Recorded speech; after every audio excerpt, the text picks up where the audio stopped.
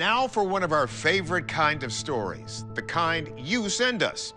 History's first satellite, Sputnik, was launched into orbit almost 70 years ago by the USSR.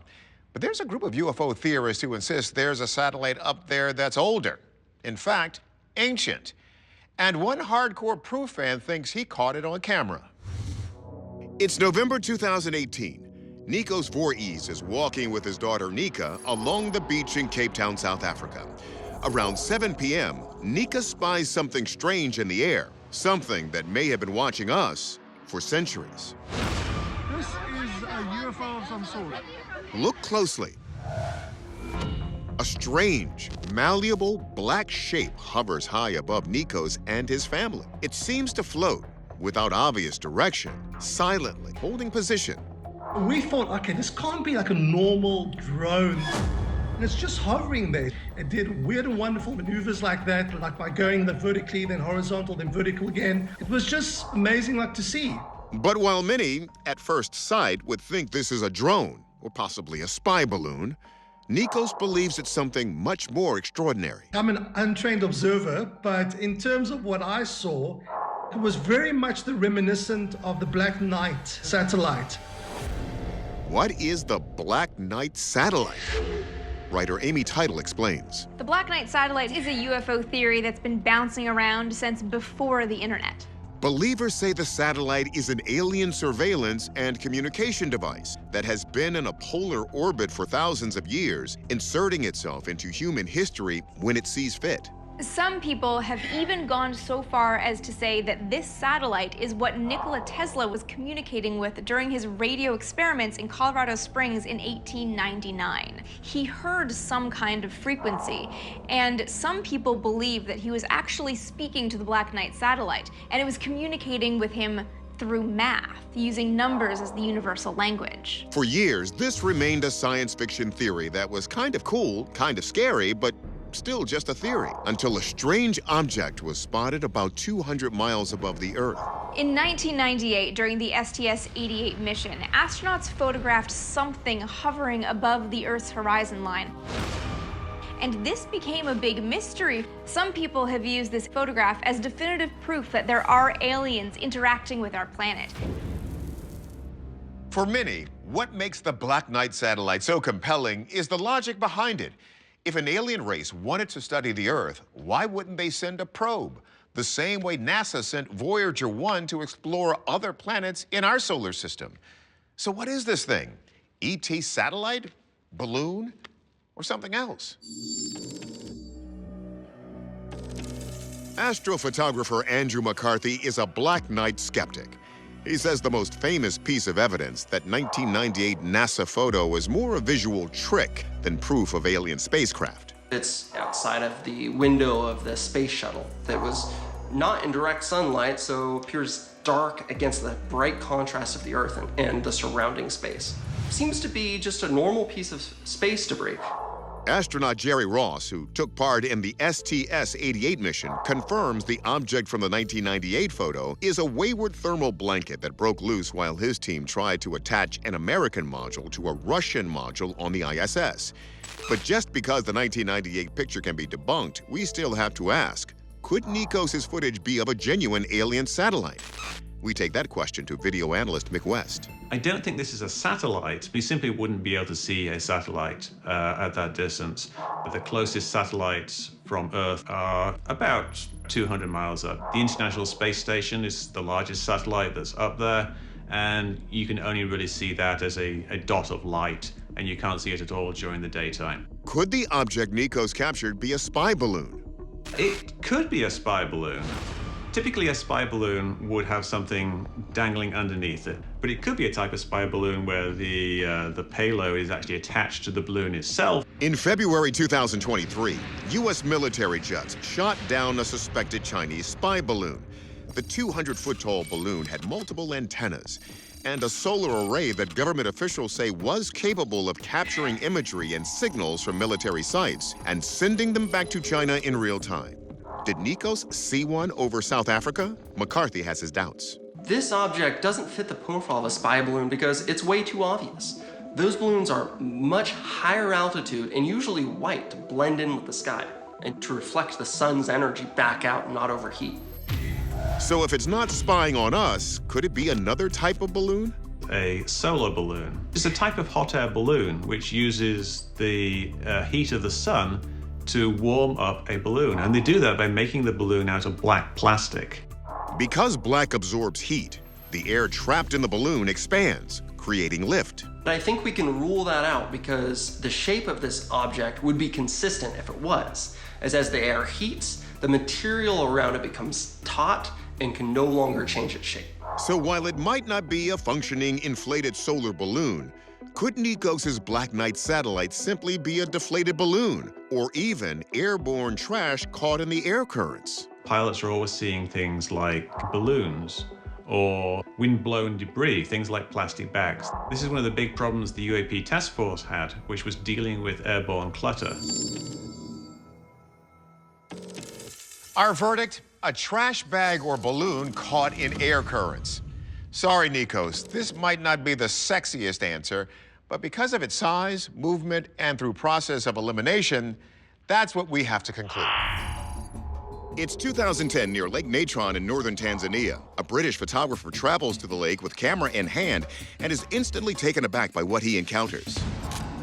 From his photos, you might think that these are pieces of artwork, maybe even wicker creations. But these are real animals, seemingly petrified in place. A frozen flamingo floats on the water while a stock-still songbird perches on a branch. Author Heidi Halle says these photos are so chilling that they became an internet sensation. It seemed like they were frozen in mid-motion of living their lives, so it was really just disturbing and really heartbreaking to see. The animals in these photographs definitely look like they could have encountered the ancient Greek monster Medusa, who turned all who gazed upon her to stone. But there's another theory that hits a bit closer to home. In that area, there is the legend of Papa Bawa, which is a bat-like demonic creature that would come and paralyze people in their sleep. And there are many who are suspicious that Papa Bawa is responsible for killing the animals here at Lake Natron. There's also a more natural theory about what brought these animals down. Some say the red color of the lake seen in some footage is evidence of toxic algae that is killing the creatures. What's most curious about Lake Natron is that it doesn't appear to be deadly to all animals. In fact, 75% of the world's population of lesser flamingos live in its lagoon. So who or what happened to these unlucky animals that seemingly froze them in place? Could it be the legendary Popo Bawa after all? We turn to our experts to investigate. Science writer Amy Teitel considers the famous legend of Popo Bawa. According to legend, Popo Bawa only attack humans with the goal of inspiring fear spreading throughout humanity. So for this demon to hypothetically attack an animal is not how this myth goes. So let's rule out these mythological beings. Could there be a real-life predator that's causing these animals to freeze at the moment of death? Wildlife biologist Dr. Stephanie Schuttler looks into this theory. There are animals that can essentially freeze their prey by paralyzing them. Snakes do this with venom. It breaks down different parts of the prey's body and they can't move.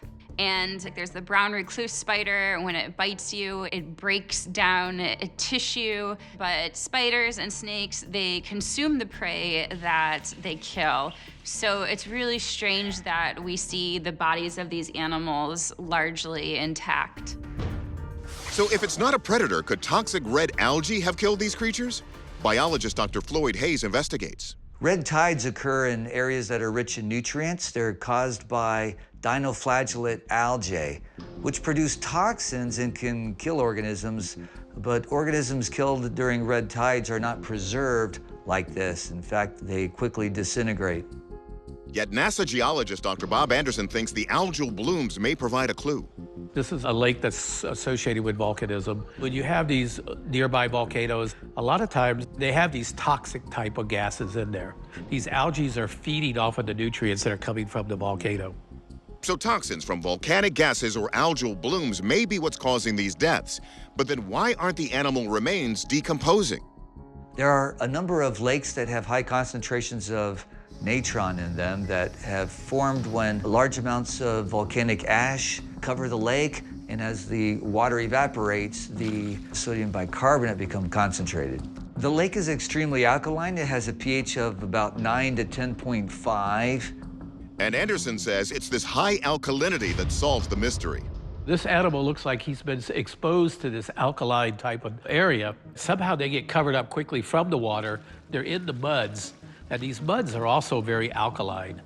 And so they actually act as a coating, and they mummify the thing. Anderson says what the animal's body goes through is also similar to petrification, which turns organic material into fossils.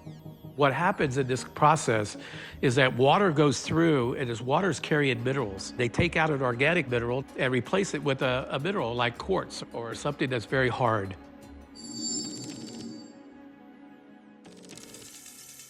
Our verdict? So this is really pretty cool.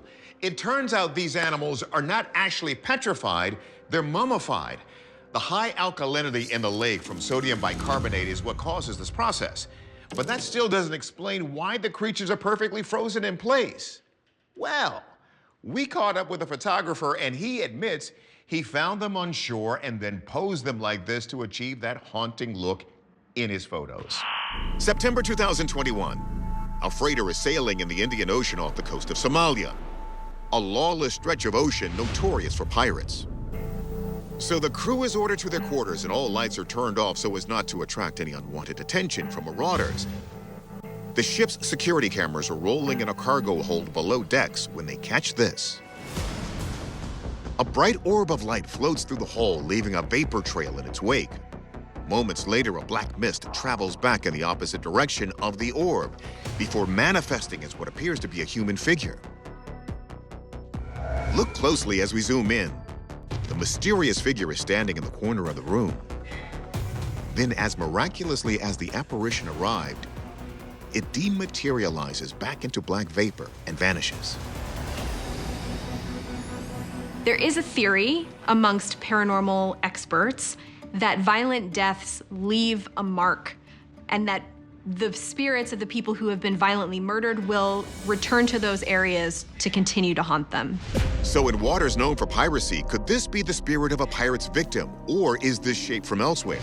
Physicists speak of wormholes, anomalies that act as portals connecting one far-off place to another. Could this figure be some extraterrestrial traveler from a far-off galaxy? We've analyzed videos of ghost ships and other nautical anomalies before. For instance, this floating ship we examined turned out to be a mirage caused by the sky reflecting off the calm sea in the distance. So is this new, uncanny seafaring image explainable or not? Our experts will get to the bottom of it. Professor Michio Kaku considers, could this be proof of an alien traveling through a wormhole? Wormholes were first introduced through Lewis Carroll, who wrote Alice in Wonderland. It is basically a mirror. If you put your hand through the mirror, you go from one universe to Wonderland. And who was the first one to mathematically rigorize this idea? Albert Einstein. He took two black holes, stuck them back to back, so that if you fell through one black hole, you got blown out the other end as a white hole. In 2019, a supermassive black hole's shadow was captured on camera for the first time by the Event Horizon telescope. But you probably won't see one on a ship's security camera. Why don't we see wormholes everywhere? Well, there's a catch. And that is that the energy necessary to create a wormhole is the energy of a star maybe 10 to 50 times more massive than our sun. But this is far beyond anything that we can muster on the planet Earth.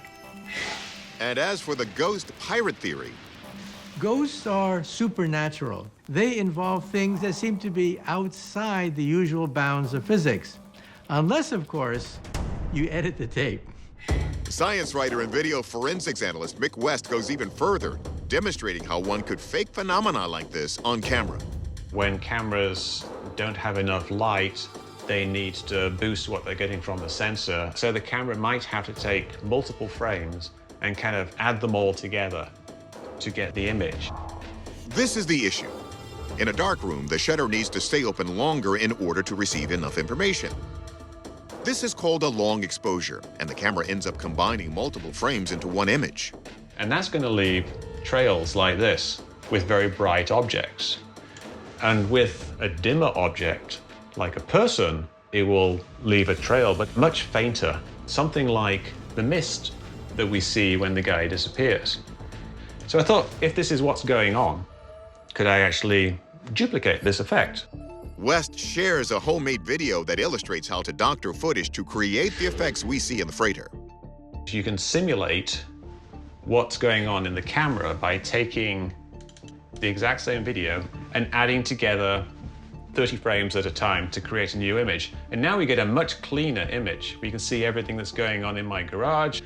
But when I actually walk into the shot, you just see me come in as a ghostly, mistly effect. And I stand there, because I'm standing in the same position for a long time, my image stays there, and then I kind of fade out. Exactly the same as we saw in the ship video. Our compass points toward a hoax on this one. At the end of this voyage, given the cargo load of evidence laid out, we think it was trick video editing, not a ghost or a time traveler. And by the way, we think the light in the video was caused by a sailor's flashlight. It's October 2021 in Mossel Bay, South Africa. A team of 14 stunt skydivers is flying at altitude and preparing to jump.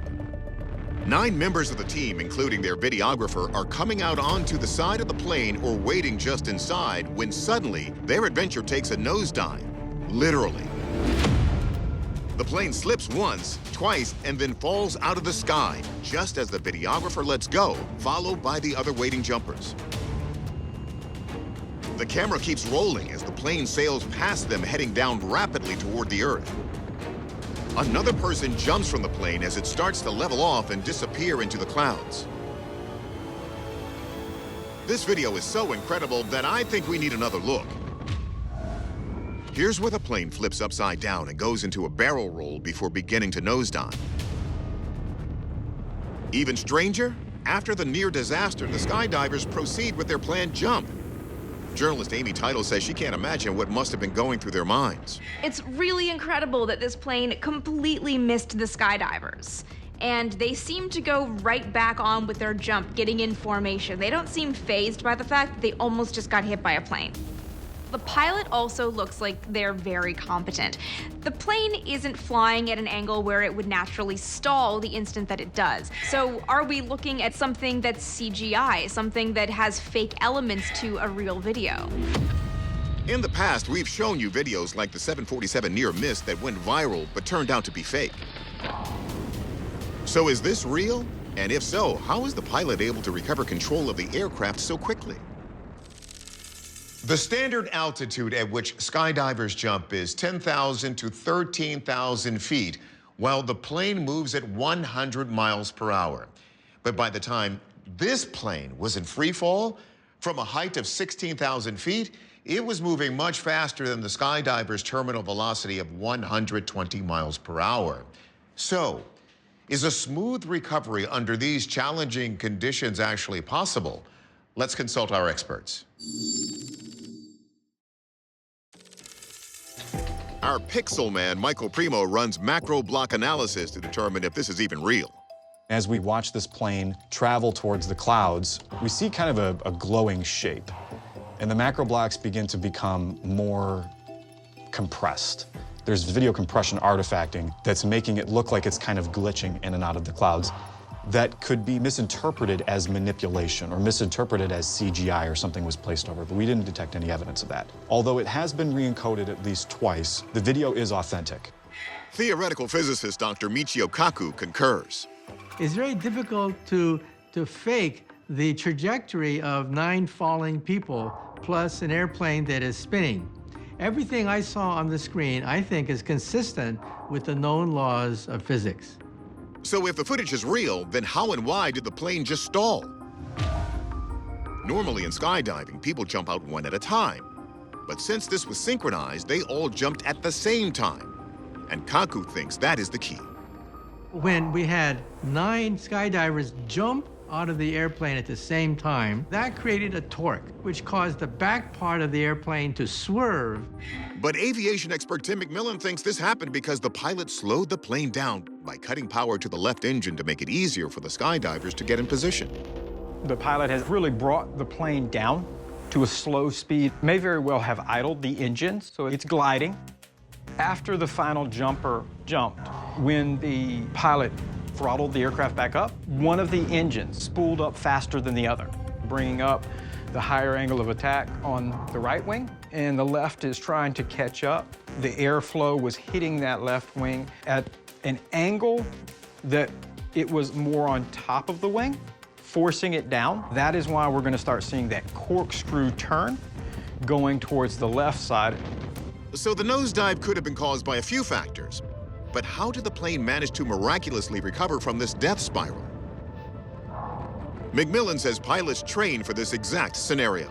The pilot is trying to regain his aircraft into what's called a critical angle of attack, where the wind hits the wings of the aircraft that generate lift and keep it in flight. And so even though it's dipping down here, the pilot at this point is likely controlling the yoke forward to try to get the nose back up to where the wind that's pushing over the wings is now generating lift again. And they're staying in flight. Our verdict, this is a rare but real-life aviation incident likely set off by too many jumpers exiting at the same time. The pilot is flying with asymmetrical power, and the jumpers are blocking airflow to the left horizontal stabilizer, which McMillan says brings up the higher angle of attack on the right wing and leads to the spin. Amazingly, no one was injured and the plane returned safely to the runway. It's July 2022, and the U.S. National Oceanic and Atmospheric Administration, or NOAA, is exploring the submerged Mid-Atlantic Ridge, or MAR. It's part of the longest mountain range in the world. As the researchers sink to the depths, journalist Eric Grunhauser says they spy a strange sight. The really amazing thing that you're seeing is this perfectly straight series of holes or indentations that don't even look circular, but instead look rectangular or oblong. Take a closer look. This uniformly spaced out trail of small holes looks like someone created it. If so, how did the person get down here? This site is about 1.5 miles below sea level. At that depth, the pressure on a diver would be equal to an elephant stepping on your big toe. So Grunhauser says, some suggest this might be evidence of some kind of covert operation. Is it possible that these odd holes are actually the remnants, the leftover patchwork of a former military base or a secret underwater laboratory?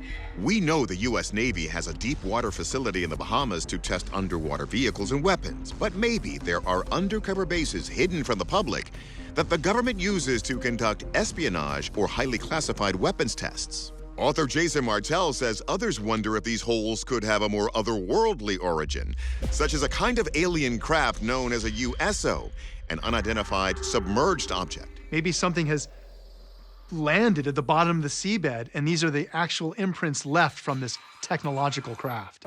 The U.S. Navy has documented numerous encounters with alleged USOs that reportedly fly in the air and then dive underwater.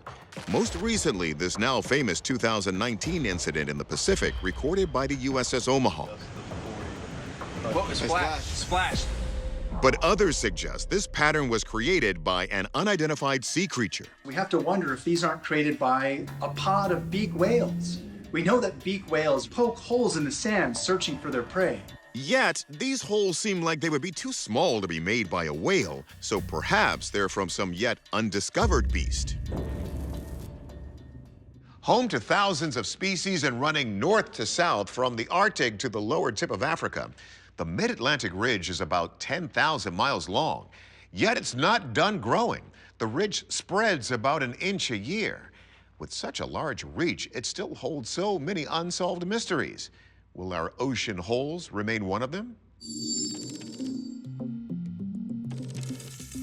Geologist Dr. Bob Anderson looks into whether these holes could be the result of man-made technology. There are a lot of not just cables across the ocean floor, but piping for oil companies. And this looks like it could be something man-made, where the cable is coming up to the surface and you can see parts of it. However, Anderson says there is a big but. If it was an active gas line, you would believe to be seeing active all the time, because the gas would be flowing through the pipes. But you don't see that. So what about a man-made or alien-made underwater structure? Marine biologist Dr. Shay Steingass sinks that theory.